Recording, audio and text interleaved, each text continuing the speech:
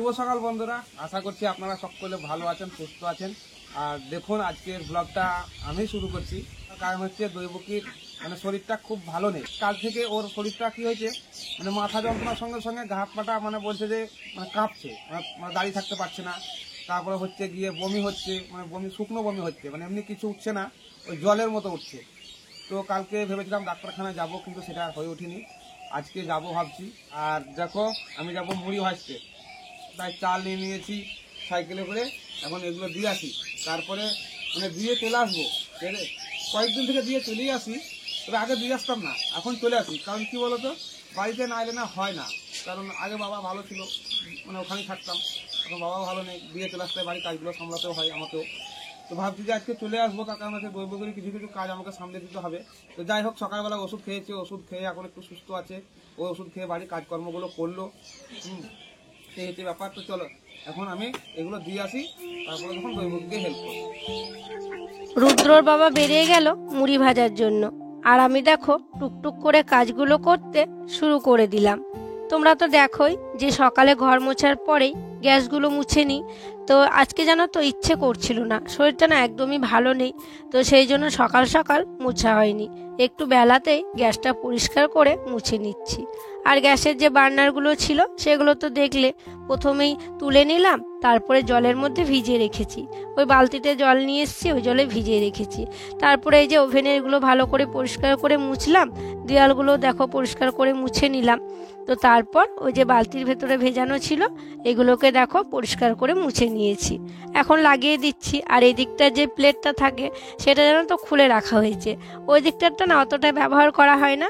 সেই জন্য একদিন খুলে পরিষ্কার করেছিলাম, যে ঘরে আছে, নিয়ে আসা আর হয় না। তো যাই হোক, তারপরে স্ল্যাবটা মুছে নিয়েছি, আর এখন দেখো নিচের দিকটা মুছে নিচ্ছি।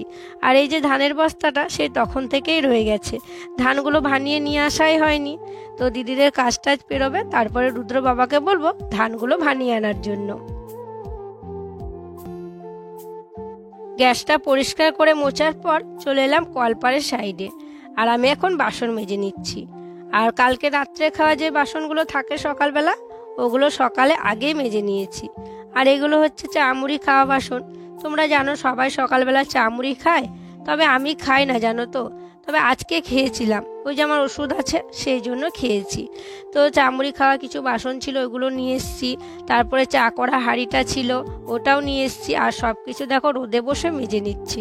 আর এই যে মিষ্টি রোদটা বের করেছে, কি ভালো লাগছে, গাটা জ্বর জ্বর করছে, তো সেই জন্য রোদটা গায়ে নিতে বেশ ভালো লাগছে। তো যাই হোক, দেখো সব বাসনগুলো আমার মাজা হয়ে গেছে, আর এক এক করে ধুতেও শুরু করলাম।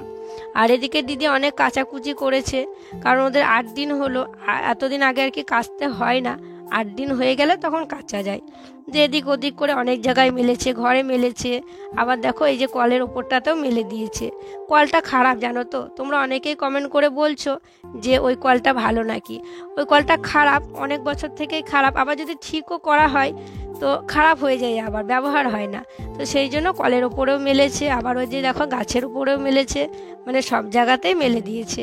ওদিকে যেন রুদ্র ছুটতে গেল চালাঘরে, আবার ছুটতে চলে এলো। তো যাই হোক, দেখো সব বাসনগুলো আমি এই যে একটা জল দিয়ে ধুয়ে নিলাম, এই ধামার জলটা দিয়ে। আর একবার তখন ঘরে ভালো জল রাখা আছে, ওই জল দিয়ে ধুয়ে নেব। অনেকক্ষণ থেকেই শাশুড়ি মা এখানটায় বসেছিল, সেই যে সকালবেলা ঘুম থেকে উঠেছে, তারপর এখানেই তো ব্রাশ করে এই বেঞ্চের ওপরে এখানেই চা মুড়িটা খেয়ে নেয়। তো খাওয়ার পর অনেকক্ষণ বসেছিল, যে আমাকে বললো একটু শোবে। তো মা প্রথমে বললো ঘরে যাবে, দিয়ে আবার মাই নিজে থেকে বললো এখানেই শোবে। তাই বালিশ এনে দিলাম, তারপরে দেখো মাকে শুইয়ে দিলাম। আর মায়েরও শরীরটা খুব একটা ভালো নেই, তো মায়েরও কাশি হচ্ছে, গাটা জ্বর জ্বর করছে, সেই জন্য ভালো লাগছে না। তো যাই হোক, এদিকে আমি দেখো আলু আর পেঁয়াজ কেটে নিচ্ছি। আর আজকে মুড়ি খাবার জন্য আলু আর পেঁয়াজের একটা তরকারি করব। কাটা হয়ে গেছে, তারপরে খোসাগুলো কুড়িয়ে নিলাম, কারণ এই যে খোসা ফেলে রাখতে আমার একদমই ভালো লাগে না। খোসাগুলো ফেলে রাখার পর আলুটা একটু জল দিয়ে ভিজিয়ে রেখেছি, ধোবো সেই জন্য। তারপরে এদিকে দেখো গ্যাসের ঘরে এসে তরকারিটা বানাতেও শুরু করে দিয়েছি। তরকারি বানানোর জন্য তেল দিলাম, আর ফোড়নে ওই একটু জিরে ফোড়ন, 5 ফোড়ন আর শুকনো লঙ্কা দিয়েছি। দিয়ে এই যে আলু আর পেঁয়াজ একসাথেই দিয়ে দিলাম। পেঁয়াজটা আগে দিলে একটু ভাজা ভাজা হতো, সেটার একটা টেস্ট, আর এই যে একসঙ্গে দেওয়ার একটা টেস্ট, জানো তো এই টেস্টটাও বেশ ভালো লাগে। কাঁচা পেঁয়াজ একটু মানে সেন্টটা ঝাঁঝটা থাকে, তো এটাও খেতে সবাই ভালোবাসে। তাই একসাথে সবগুলো দিয়ে নাড়াচাড়া করে একটু জল দিয়ে ঢাকা দিয়ে দিলাম। ওইদিকে তরকারিতে জলটা দিয়ে ঢাকা দিয়ে আমি গেছিলাম ঘুঁটে ছাড়াতে। একটু সময় লাগবে, আলুগুলো মোটা মোটা করে কাটা আছে তো ভাবলাম আলুটা সিদ্ধ হতে হতে যাই ঘুঁটেগুলো ছাড়িয়ে নিয়ে আসি। তাই ঘুঁটেগুলো ছাড়িয়ে নিয়ে এসে দেখো রোদে মেলে দিচ্ছি। আজকে ছাড়ানোটা দেখালাম না, আর আজকে চালাঘরের ওই দিকটাতে মেললামও না, কারণ ওই দিকটা এখন জল টল বেশি ফেলা হচ্ছে, কারণ দিদিদের ওই বাড়ির সবার কি ব্যবহার করছে, সবাই আসছে, তো সেই জন্য ওই দিকটায় দিলাম না, ভিজেও যাচ্ছে। সেদিন আমার ঘুঁটে ভিজে গেছিলো, মানে জল পেয়েছিল। তো যাই হোক, এখানে তো এখন রোদ থাকছে, ওই শীতের দিনে রোদ থাকতো না, সেই জন্য আর উঠোনে দিতাম না। তো তারপরে দেখো ঘুঁটেগুলো মেলার পর আমি গ্যাসটা অফ করে দিয়েছি, তরকারিটা হয়ে গেছে। দিয়ে এই যে পাতা জড়ো হয়ে আছে, এখন তো এটা আমার রোজকার কাজ, পাতা তোলা সানের আগে। জানো তো, পাতাগুলো আরেকটু ঝাড় দিয়ে জড়ো করে নিলাম। ঝাড় দেওয়া হয়েছিল, আবার দেখলে কত পাতা ঝরে পড়ে আছে। মানে বিকেল হতে হতে আবার যে কত পাতা জড়ো হবে তার ঠিক নেই। তো যেইটুকু আর কি জড়ো হয়েছিল, এই যে ঝুড়িটা নিয়ে এসেছি, ঝুড়ির মধ্যে দেখো তুলে নিচ্ছি। তুলে নিয়ে আমাদের যেখানে আর কি সার ফেলি, আর কি নোংরাগুলো ফেলি, ওখানটায় ফেলে দেব। দিয়ে তখন আমি যাবো স্নান করতে। আর ওদিকে ছাদে দেখো দিদি কাঁথা টাথাগুলো সব মেলে দিয়েছে। বাড়ির কাজগুলো আস্তে আস্তে সারলাম, তারপরে গেছিলাম স্নান করতে। স্নান করে চলে এলাম, এখন জামা কাপড়গুলো মেলে দিচ্ছি। আর মা, কাকিমা, বড় মারা বলল যে তোমার তো শরীরটা খুব খারাপ, মাথার তালুতে একটু সর্ষের তেল নাও, দিয়ে স্নান করে এসো, তাহলে শরীরটা একটু হালকা লাগবে। তো সেই জন্য মাথায় সর্ষের তেল নিয়ে স্নান করে চলে এসেছি। আর জামা কাপড় কিছু কাচা বলতে ও রুদ্র স্কুল ড্রেসগুলো ছিল, আর ওর একটা জামা ছিল, ওগুলো নিয়ে একেবারে চলে গেলাম, দিয়ে স্নান করে এলাম। এখন ওগুলোকেই মেলে দিচ্ছি। আর আজকে রুদ্র স্কুলে যায়নি, আর সকাল সকাল আমি উঠতেও পারিনি, তো ওকে রেডি করানো হয়নি, সেই জন্য আর পাঠালাম না আর কি। ঘড়ির কাঁটায় এখন বাজে 12টা। আর রান্না বান্না তো দূরের কথা, রুদ্র বাবা এইমাত্র মুড়ি ভেজে নিয়ে এলো, আর আমি যখন মুড়িগুলো তুলছি তাও খুব আস্তে আস্তে, যেন মনে হচ্ছে যেন তুলতে পারবো না, এমন অবস্থা। মনে হচ্ছে রোদে একটু দাঁড়ালে গা মাথা ঘুরে পড়ে যাবো, গা বমি করছে, মানে একটুও কাজে মন বসছে না, কাজ করতেও ইচ্ছা করছে না, এত শরীরটা দুর্বল লাগছে। মানে সবসময় মনে হচ্ছে যেন কাঁপছে, যে হাতটা এরকম ভাবে আছে, মনে হচ্ছে না হাতটা কাঁপছে, এরকম মনে হচ্ছে। তো যে কাজগুলো আগে করলাম খুব কষ্ট করে আস্তে আস্তে ধীরে সুস্থে করলাম, না করলেও হবে না, করার মতো তার কেউ নেই। তো মুড়িগুলো যখন ভেজে নিয়ে এসছে, মুড়িগুলো তো তুলতে হবে, নইলে নেতিয়ে যাবে, সেই জন্য মুড়িগুলো তুলতে শুরু করলাম। তো এখন একদম বসে পড়েছি, আস্তে আস্তে তুলছি। তো আস্তে আস্তে সব মুড়িগুলো তুলে নেবো। এদিকে 2 টাকা মতো তোলা হয়েছে, ড্রামের মধ্যে ভরে রেখেছি। তো এই যে নিয়ে নিয়েছি চালনে, এভাবে সব মুড়িগুলো তুলে দেবো।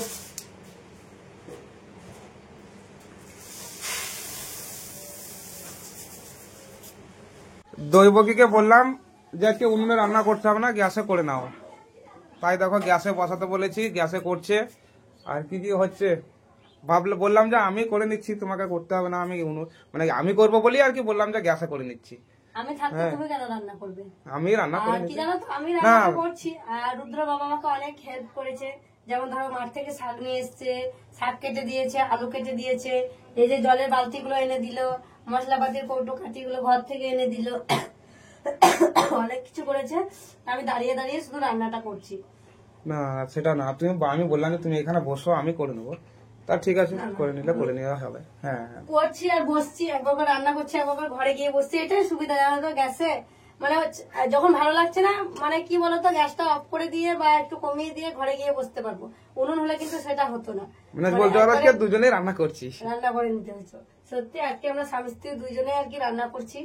একে অপরকে, হ্যাঁ, শরীর যদি খারাপ হয় কারোর, তাহলে তাকে তো সাথ দিতে হবে, তাই না? তাকেই করাবো দিয়ে, তাকেই মানে সবকিছু করতে হবে। পাট শাক নিয়ে আসা হয়েছে, পাট শাক হবে, আলু টমেটো মাছ হবে।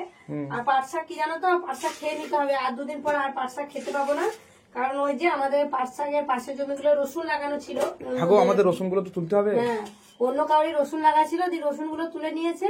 ছাগলগুলো যাচ্ছে, ওই জমিতে ঘাস আছে, ঘাসগুলো খেতে যাচ্ছে, ছাগলগুলো আমাদের শাকের জমিতে চলে যাচ্ছে জানো।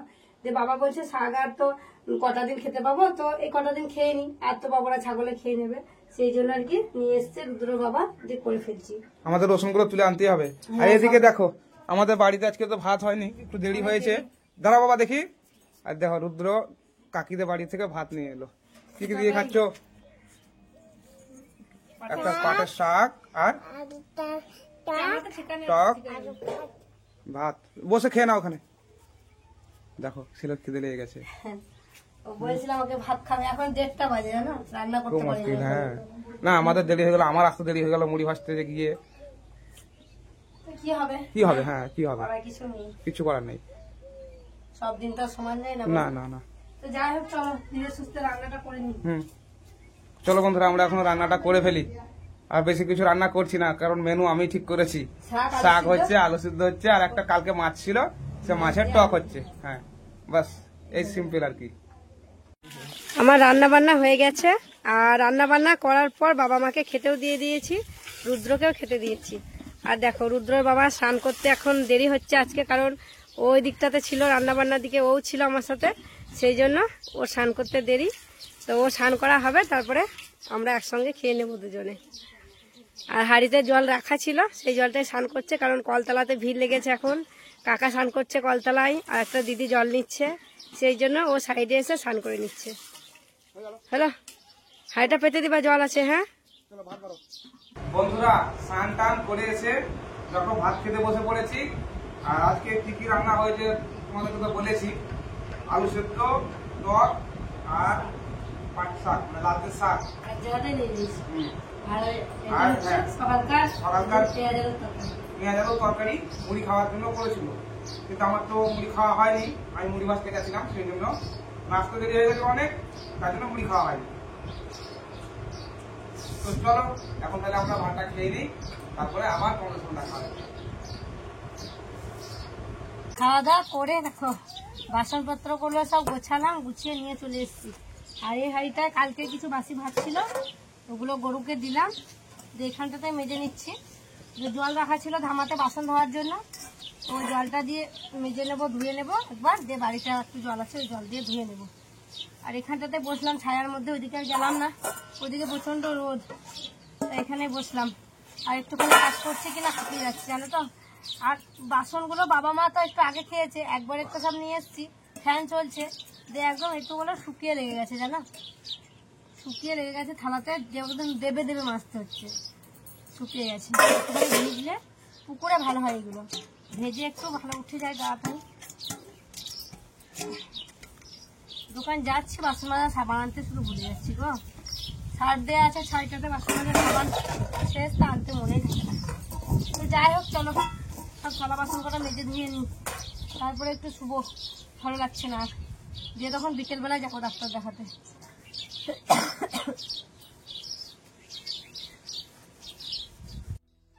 বাসনগুলো ধোয়ার পর ভাবলাম যে একটু শোবো, একটু রেস্ট নেব, কিন্তু তার হলো না জানো।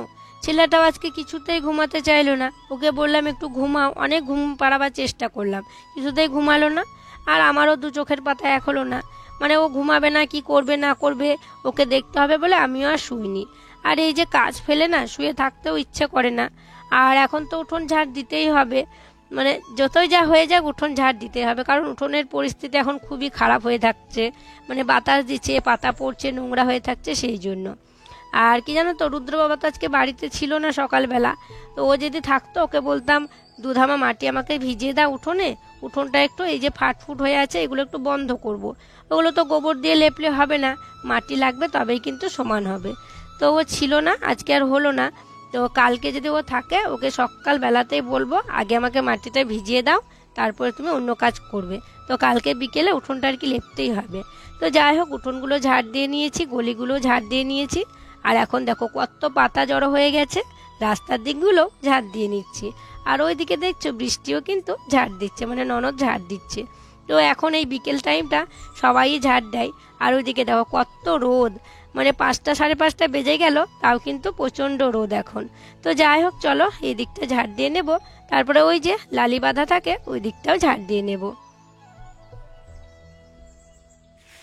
দৈবকী কাজগুলো সারলো, তারপরে দেখো বেরিয়ে পড়েছি আমরা ডাক্তারখানায় যাওয়ার জন্য, আর মাঠে মাঠে যাচ্ছি। কি জানো তো বন্ধুরা, শ্বশুরমশাই আমাকে সকালবেলায় বলেছে যে তোমার এরকম এরকম হচ্ছে, গা মাথা ঘুরছে, বমি বমি লাগছে, মানে দাঁড়াতে পারছো না, থরথর করছে। বাবা বলেছিল প্রেশারটা চেক করো, প্রেশার চেক করেছি কবে আমার মনেই নেই, সে রুদ্র হয় তখন একবার প্রেশার চেক করেছি, আর এই আজকে যাচ্ছি প্রেশার চেক করার জন্য। মানে সেরকম আমার কিছু হয় না যে প্রেসার চেক করার মতো পরিস্থিতি আর কি হয়। তো বাবা বলছে প্রেসার বাড়লে নাকি না প্রেসার কমলে বললো? বাড়লে কমলে এরকম গুলো হয় সবাই বলছে, তো সেই জন্য দেখো যাচ্ছি।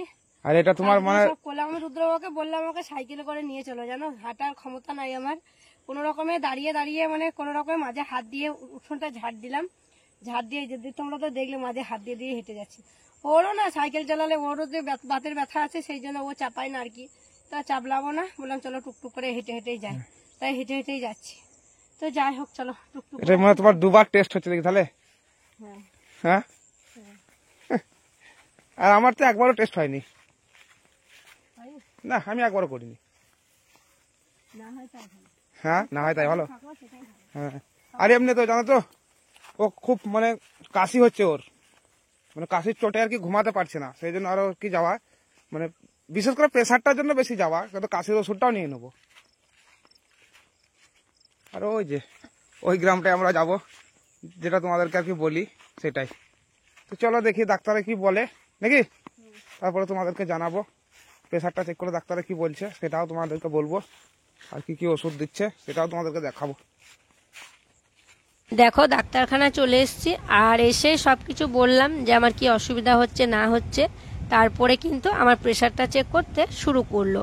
আর এসে আমাকে একটু বসতে বললো, কারণ বললো হেঁটে এসছো আগে একটু বসো তারপর দেখবো। তো বসলাম, সবকিছু খুলে বললাম, তারপরে প্রেশারটা চেক করে নিচ্ছি।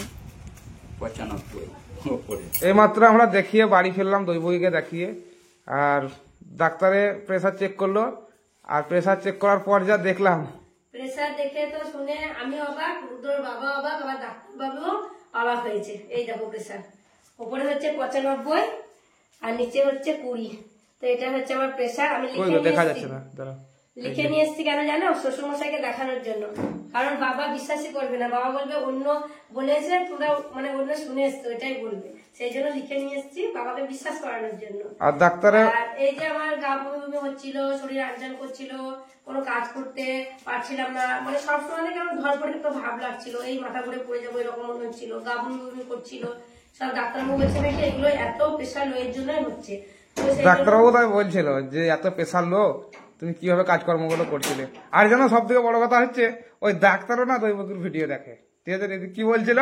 বলছিল একটু কাজকর্মগুলো একটু কম করো আর একটু শরীরের প্রতি রেস্ট দাও। হ্যাঁ দিয়ে দেখো ওই কথার জন্য আবার একটা ভিটামিন দিল, ভিটামিন দিয়েছে একটা, এই যে ওষুধ দিয়েছে 3-4 রকমের ওষুধ দিয়েছে, এগুলো এখন খেতে হবে বললো, এগুলো খেলে ঠিক হয়ে যাবে। এই হচ্ছে ব্যাপার, মানে প্রেশারটা একবারেই নেই, একবারেই প্রেশার দেবো। তার জন্য ওরকম অসুবিধাটা হচ্ছে যে গা বমি মাথা ঘোরা। আমি ডাক্তারবাবুকে বললাম ভালো ওষুধ দিন যেন তাড়াতাড়ি আমি সুস্থ হতে পারি, আর সুস্থ না হলে কিন্তু চলবে না। ডাক্তারবাবু বলছে হ্যাঁ আমি তো জানি একা হাতে সবটা সামলাতে হয়, শাশুড়ি মা যদি ভালো থাকতো তাহলেও হতো, শাশুড়ি মা কিছু কাজ করে নিত। ডাক্তারবাবু তাই বলছিল, দিয়ে আর কি দিল, বললো 3-4 দিন এই ওষুধগুলো খাও তাহলে ঠিক হয়ে যাবে, ঠিক হয়ে যাবে। আর হ্যাঁ আমাদের এই ডাক্তারগুলো মানে কোনো প্রেসক্রিপশন ডাক্তার নয়, ঠিক আছে? পাশের গ্রামে মানে হ্যাঁ দেখিয়ে এলাম বলে, তো ওষুধ হ্যাঁ ওষুধগুলো ভালো দেয়, মানে কোনো কিছু হলে মায়ের কিছু হলে মানে বাড়িতে চেক করে যায়, প্রেসার টেসার এগুলো সব চেক করে যায়। মানে গ্রামের আসে প্রেসার চেক করে যায়, কারো যদি বাড়ি না মানে ডাক্তারখানা না যেতে পারে। কাশির ওষুধ নিইনি, কাশির ওষুধ বাড়িতে আছে তো ওটাই খাচ্ছি। তো যাই হোক দেখি 2-3 দিন এখন 4 দিন এই ওষুধগুলো খাই, কমছে নাকি দেখি। আজকে জানো তো সারাটা দিন বড় মাদের বাড়ি একবারও আসা হয়নি, তো এলাম, এসে ওষুধ খেলাম, খেয়ে বড় মাদের বাড়ি একবার এলাম। বাবা এখানে ছিল, মাও দেখো এখানে বসে আছে, আর সামনেই তো বড় মাদের আর কি কাজ বড় বাবার, তো সেই জন্য অনেক কিছু আলোচনা হচ্ছে। তো এখানে অনেক কিছু আলোচনার মধ্যে আমিও দেখো থাকলাম, এলাম, একটু গল্প করলাম, তারপরে একটু পরে বাড়ি চলে যাব।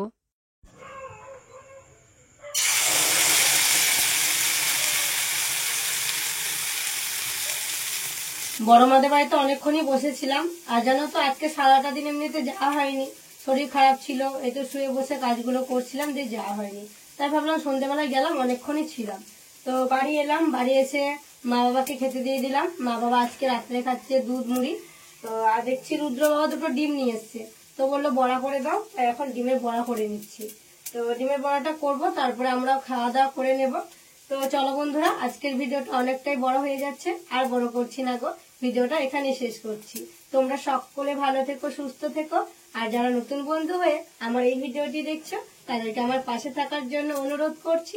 আর যারা পুরনো বন্ধু হয়ে আমার পাশে আছো তাদেরকে আমার অসংখ্য অসংখ্য ধন্যবাদ আর অনেক অনেক ভালোবাসা। দেখা হবে আবার পরবর্তী ব্লগে।